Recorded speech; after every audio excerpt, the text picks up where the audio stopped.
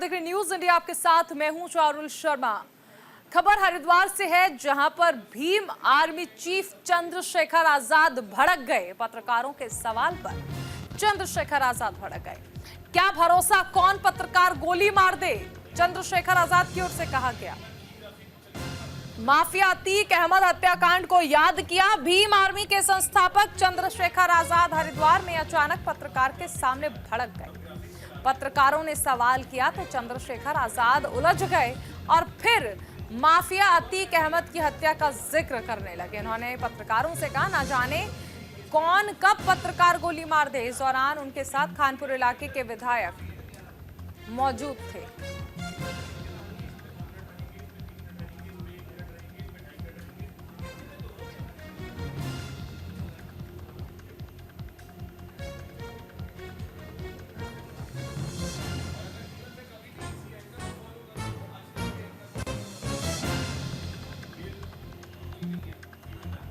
देखिए चंद्रशेखर आजाद को गुस्सा क्यों आया, ये एक बड़ा सवाल है, क्योंकि यहां पर जिस तरह से ये कहा गया, पत्रकार सवाल कर रहे थे और इस दौरान अचानक ही चंद्रशेखर आजाद भड़क गए और उन्होंने कहा कि क्या भरोसा कौन पत्रकार कब गोली मार दे।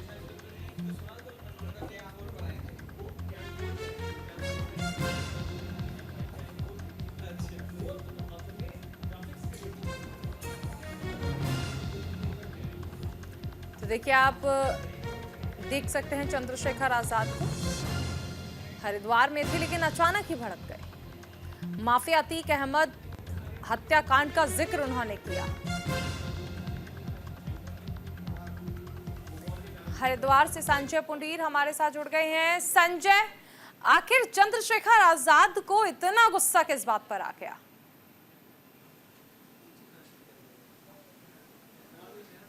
जब पत्रकारों ने प्रतिक्रिया लेनी चाही तो उन्होंने अपनी तुलना अतीक अहमद से कर दी। उन्होंने पत्रकारों को कहा कि क्या भरोसा है कोई गोली मार दे। इस बात को लेकर पत्रकारों में खासा रोष भी देखने को मिल रहा है। यानी कह सकते हैं कि जिस तरह से असभ्य भाषा का प्रयोग किया है इन्होंने, और अचानक इतने भड़क उठे चंद्रशेखर रावण, अपने आप में सवाल है आखिर पत्रकारों से क्यों डर लग रहा है। साथ ही एक बड़ा सवाल ये भी आ जाता है कि यहाँ पर जो पत्रकारों के अपने आप को मसीहा कहते हैं उमेश कुमार, उन्होंने भी चुप्पी साधी है। उन्होंने भी एक शब्द पत्रकारों के हितों को लेकर नहीं कहा है। हालांकि इस बात को लेकर अब जो चर्चा है, सोशल मीडिया पर इनका बयान भी वायरल हो रहा है। जी शारुल, बिल्कुल। क्या चंद्रशेखर आजाद की ओर से पत्रकारों से किस तरह की माफी मांगी गई? क्योंकि पत्रकार जब सवाल करते हैं तो सामने से जवाब चाहिए होता है। किसी भी मुद्दे पर पत्रकारों का हक है कि वो सवाल करें, लेकिन ऐसे में उन्हें ये तोहमत देना कि पता नहीं कौन पत्रकार कब आकर गोली मार दे, और खुद का कंपैरिजन माफिया से क्यों? देखिए चरण, लगातार ही जब इस बात को लेकर चंद्रशेखर रावण से सवाल पूछना चाहा तो कहीं ना कोई वो चुप्पी साधते हुए नजर आए हैं। हालांकि अभी तक पत्रकारों से माफी भी नहीं मांगी है और अब देखने वाली बात होगी क्या इस बयान के बाद चंद्रशेखर रावण या फिर उमेश कुमार जो खानपुर के विधायक है उनकी प्रतिक्रियाएं आती है या फिर यूं ही चुप्पी साधे रहेंगे। जी चारुल, बिल्कुल ये समझना चाहेंगे कि आखिर चंद्रशेखर आजाद किस कार्यक्रम में शामिल होने आए थे और वहां पर आखिर ऐसा अचानक क्या हो गया कि चंद्रशेखर रावण इस तरह से भड़क गए।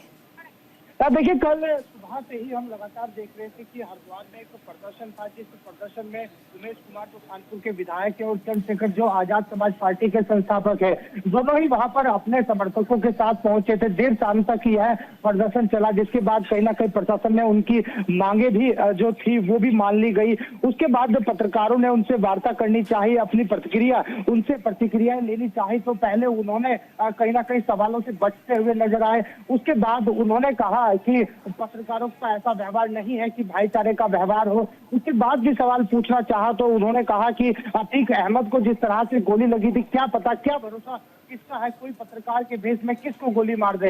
यानी पूरी तरीके से पत्रकारों से चंद्रशेखर आजाद को डर लग रहा है। हालांकि इस विवादित बयान के बाद अब जो चंद्रशेखर रावण है वो कहीं ना कहीं चुप नजर आ रहे हैं और अभी तक पत्रकारों के हितों की बात की या फिर अपनी प्रतिक्रिया की बात की जाए तो किसी तरह का उनका कोई जवाब नहीं सामने आया है।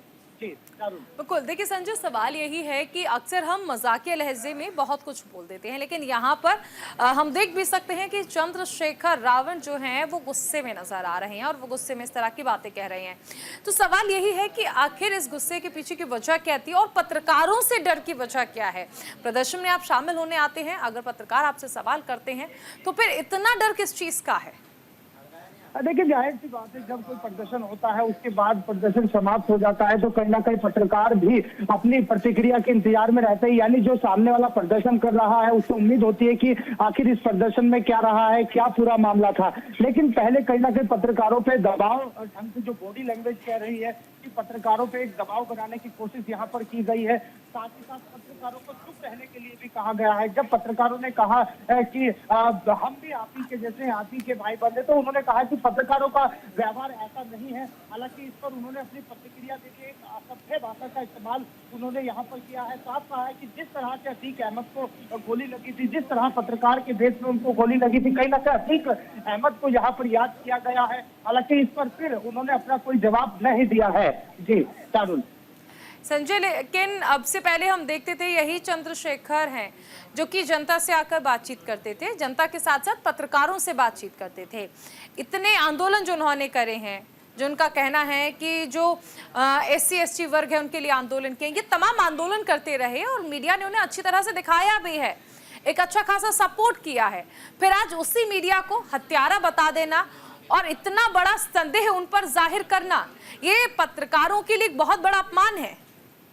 बिल्कुल, जिस तरह की असभ्य भाषा का इन्होंने इस्तेमाल किया है, प्रयोग किया है, वो कहीं ना कहीं पत्रकारों का पूरी तरह अपमान यहाँ पर इन्होंने किया है। हालांकि अभी तक अगर बात की जाए तो पत्रकार हर प्रदर्शन में, हर उत्सव में हमने देखा है कि पत्रकार इनके साथ इनका सहयोग किया है और इनकी हर बड़ी खबरें यहाँ पर प्रमुखता से दिखाई है। लेकिन अब इस तरह के बयानबाजी से कहीं ना कहीं अब जो चंद्रशेखर रावण है उन्हें। चलिए, शुक्रिया तमाम जानकारी के लिए संजय। सीधा ले चलते हैं देहरादून, जहां पर मुख्यमंत्री पुष्कर सिंह धामी इस वक्त मौजूद हैं।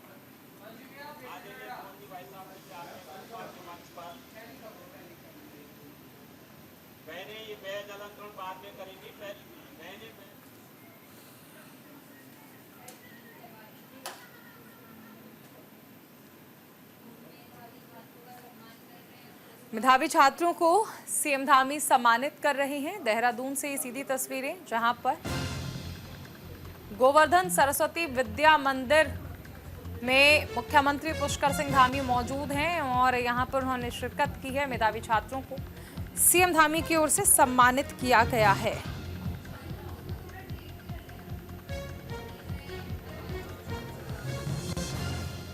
सीएम धामी छात्रों को सम्मानित करते हुए आप देख सकते हैं।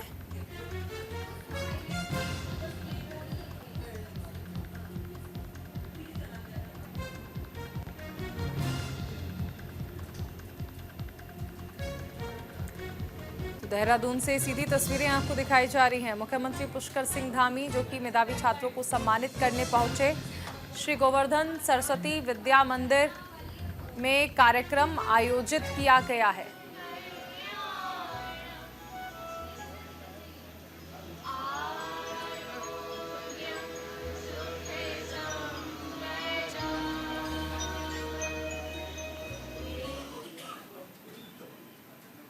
हरिद्वार से एक बड़ी खबर है। भीम आर्मी चीफ चंद्रशेखर आजाद का धरना खत्म हो गया है। वसीम हत्याकांड और दुष्कर्म के खिलाफ ये धरना था।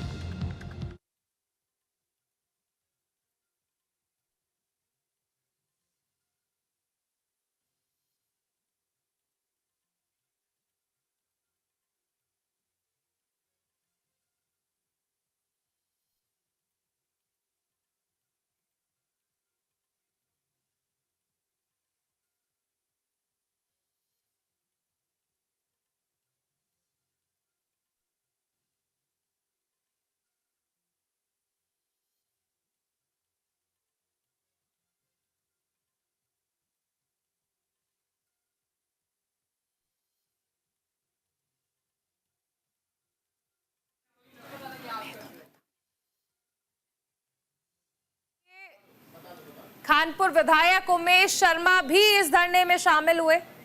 पुलिस ने कार्रवाई का आश्वासन दिया है। भीम आर्मी चीफ और नगीना से सांसद चंद्रशेखर आजाद का हरिद्वार में धरना खत्म हो गया। उनके साथ खानपुर विधायक उमेश कुमार शामिल रहे। हजारों की संख्या में लोग इस प्रदर्शन में शामिल हुए। हरिद्वार में दलित युवती के साथ दुष्कर्म की वारदात और सख्त एक्शन और मुस्लिम युवक वसीम की हत्या को लेकर चंद्रशेखर आजाद का यह धरना था। उन्होंने अपने समर्थकों के साथ एसएसपी कार्यालय का घेराव किया और अपनी मांगें रखी। उनका कहना था कि सोहानपुर में वसीम उर्फ मोनू की हत्या की उच्च स्तरीय जांच की जाए। युवती के साथ दुष्कर्म और हत्या के मामले में एसआईटी का गठन किया जाए। पुलिस ने मामले की कार्रवाई का आश्वासन दिया है। भीम आर्मी चीफ का कहना है कि पुलिस को 5 दिन का समय दिया गया है। अगर कार्रवाई नहीं हुई तो आंदोलन किया जाएगा।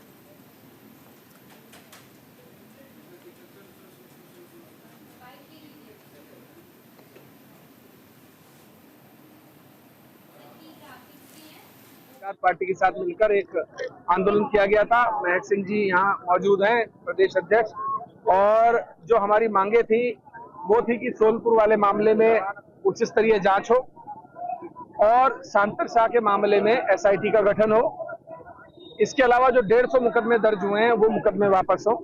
2 मांगे जो हमारी महत्वपूर्ण थी वो दोनों मांगे मान ली गई हैं। पहली मांग हमारी जो सांतर शाह की बिटिया को लेकर थी कि एसआईटी का गठन हो, उसका गठन कर दिया गया है। 5 दिवस के अंदर उसमें जांच देने के लिए कहा गया है।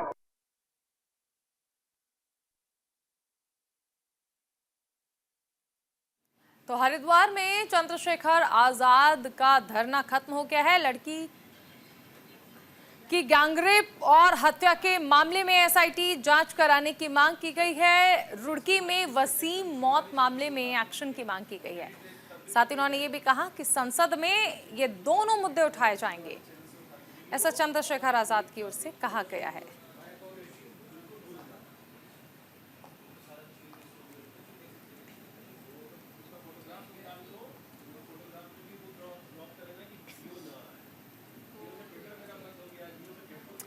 देहरादून के ओएसिस स्कूल में द ओएसिस इंटेलेक्चुअल पल्स 2024 के दूसरे संस्करण का आयोजन किया गया। इस कार्यक्रम का उद्घाटन स्कूल के निदेशक संजीव बटला, स्कूल के चेयरमैन राकेश ओबरॉय और दिनेशक राघव ओबरॉय ने दीप प्रज्वलित कर किया। कार्यक्रम के मुख्य अतिथि बुद्धदेव मिश्रा रहे, जिन्होंने अपने प्रेरणादायक भाषण से छात्रों का मार्गदर्शन किया। कार्यक्रम में छात्रों के बीच विभिन्न प्रतियोगिताओं का आयोजन किया गया, जिनमें डिबेट, कविता लेखन, कहानी लेखन, श्लोक और कविता शामिल किए गए। कार्यक्रम में छात्रों को एआई टेक्नोलॉजी की जानकारी भी दी गई।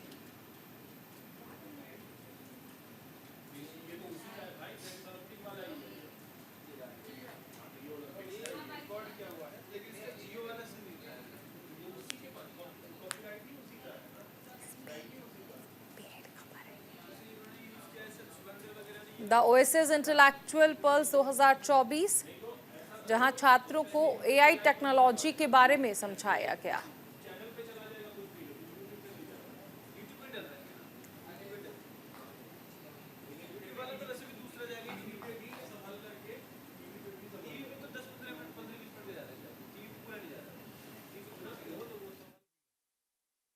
इस इवेंट का नाम है दी ओएसिस इंटेलेक्चुअल पल्स एडिशन 2। ये एक लिटरेरी फेस्टिवल है। इसमें हिंदी डिबेट, हिंदी वाद विवाद जो होता है, और Hindi poetry writing, poetry recitation, English poetry writing, poetry recitation, short story writing, श्लोक वाचन, इस तरह के इवेंट्स का ऑर्गेनाइजेशन किया गया था। कल इसकी ओपनिंग सेरेमनी बुद्धिनाथ मिश्रा जी ने करी थी और आज जिसकी क्लोजिंग सेरेमनी चल रही है, जिसमें चीफ गेस्ट हैं डॉक्टर संजीव चोपड़ा जी, जो आईएएस ऑफिसर रह चुके हैं। और इसमें एक पैनल डिस्कशन भी चल रहा है जिसका टॉपिक है AI in creative writing, a tool और अ थ्रेट। उधर चमोली में ट्रैक पे फंसे 2 विदेशियों का रेस्क्यू किया गया। चौखंबा ट्रैकिंग पर दरअसल ये विदेशी पर्वतारोही जो थे वो फंस गए थे। एसडीआरएफ और एयरफोर्स ने दोनों का रेस्क्यू किया। चमोली के चौखंबा ट्रैक पर 2 विदेशी फंस गए। पर्वतारोहियों को तीसरे दिन सुरक्षित निकाला गया। वायुसेना और एसडीआरएफ ने संयुक्त रूप से सर्च अभियान चलाया। इस दौरान उन्हें बेस कैंप में एक टेंट और स्लीपिंग बैग मिला था, लेकिन दोनों पर्वतारोहियों का पता नहीं चल पाया था। सेना का सर्च ऑपरेशन जारी रहा। लगातार सर्च ऑपरेशन में दोनों पर्वतारोही सुरक्षित निकाले गए। तो 4 अक्टूबर को दोनों जो विदेशी सैलानी हैं ये फंस गए थे चौखंबा पर्वत पर।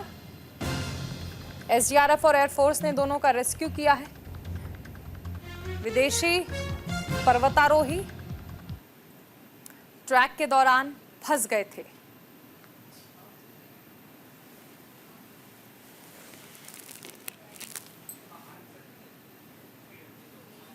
फिलहाल दोनों को सुरक्षित बचा लिया गया है।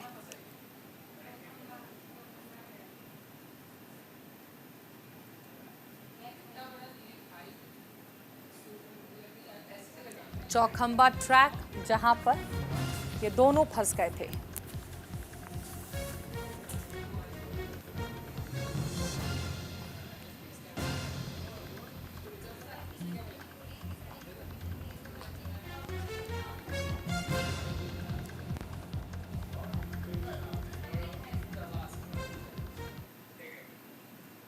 तो 4 अक्टूबर को चौखंबा पर्वत पर ये 2 विदेशी नागरिक जो हैं वो फंस गए थे। चौखंबा पर चढ़ाई के दौरान सामान और बैग खाई में गिर गया। 6,995 मीटर की ऊंचाई पर ये 2 विदेशी सैलानी फंस गए थे। 2 विदेशी पर्वतारोही जिन्हें कहा जा सकता है। ब्रिटिश नागरिक फाइजने मान्ने रस और मिचेल थेरेसा ट्रैक के दौरान फंस गए थे। वायुसेना ने सर्च ऑपरेशन चलाया। एसडीआरएफ और एयरफोर्स को तीसरे दिन जाकर सफलता मिली। दरअसल 4 अक्टूबर को ये दोनों फंस गए थे, मिल नहीं रहे थे, जिसके बाद एयरफोर्स की ओर से उन्हें ढूंढा गया। एसडीआरएफ की टीम भी सर्च ऑपरेशन में लगाई गई और उसके बाद ये दोनों सुरक्षित मिले। हालांकि ट्रैक के दौरान इनके जो बैग्स हैं वो खाई में गिर गए थे। एसडीआरएफ और एयरफोर्स ने सर्च ऑपरेशन चलाया।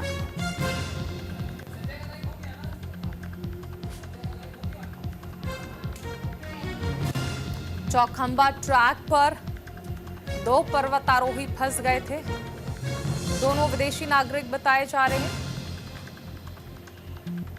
फॉरेन टूरिस्ट जो कि चमोली में ट्रैकिंग के दौरान फंस गए। 2 विदेशी पर्वतारोहियों का रेस्क्यू।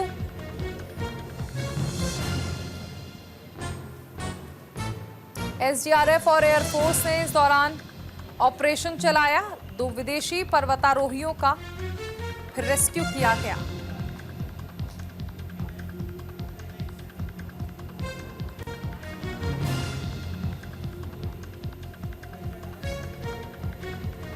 ट्रैक के दौरान दोनों के साथ जो बैग्स थे, जो बैग ये कैरी कर रहे थे जिसमें इनकी तमाम जरूरत की चीजें थी, वो खाई में गिर गए थे। 6,995 फीट ऊपर ये दोनों फंसे थे, जहां से इन्हें सुरक्षित निकाला गया।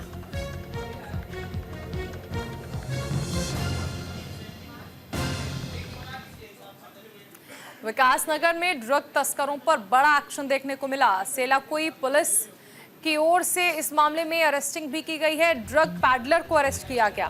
9 लाख की स्मैक के साथ ड्रग पैडलर अरेस्ट किया गया है। छात्रों को ड्रग्स देने की फिराक में था ये आरोप। विकासनगर में पुलिस ने ड्रग सप्लाई करने वाले नेटवर्क का पर्दाफाश किया। सेलाकुई थाना पुलिस ने एक शातिर ड्रग पेडलर को गिरफ्तार किया है, जिसके कब्जे से 9 लाख के स्मैक बरामद हुए।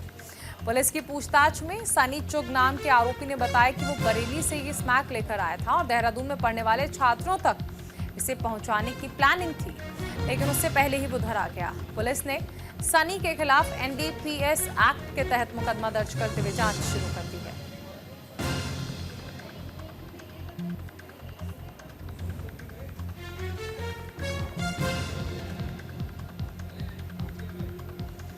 तो ड्रग्स का खेल किस तरह से चल रहा है? बाहर से ड्रग्स लेकर आई जाती है और उसके बाद उन्हें छात्रों को सप्लाई किया जाता है। एक शातिर ड्रग पेडलर गिरफ्तार हुआ है। 9 लाख रुपए की स्मैक इससे बरामद हुई है।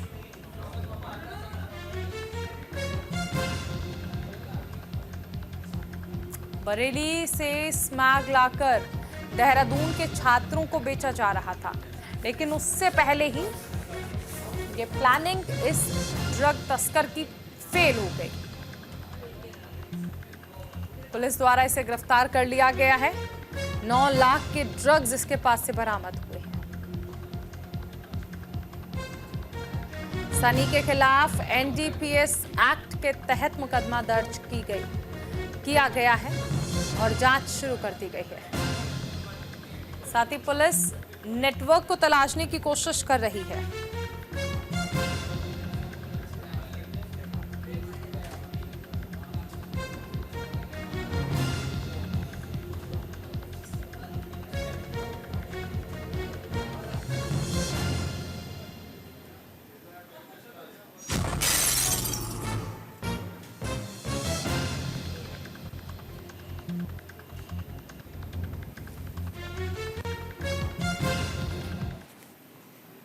आगे बढ़ते एक बड़ी खबर, उत्तराखंड में जल्द ही निकाय चुनाव हो सकते हैं। अगले महीने अधिसूचना जारी होने की उम्मीद जताई गई है। 10 नवंबर को निकाय चुनाव की अधिसूचना जारी हो सकती है। दिसंबर तक संपन्न होंगे निकाय चुनाव, ऐसा सूत्र बताते हैं। 2011 की जनगणना के आधार पर निकाय चुनाव कराए जाएंगे।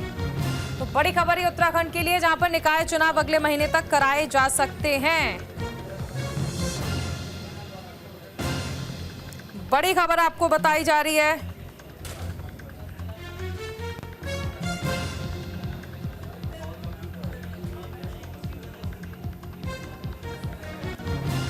अब ये माना जा रहा है कि दिसंबर तक चुनाव करा दिए जाएंगे।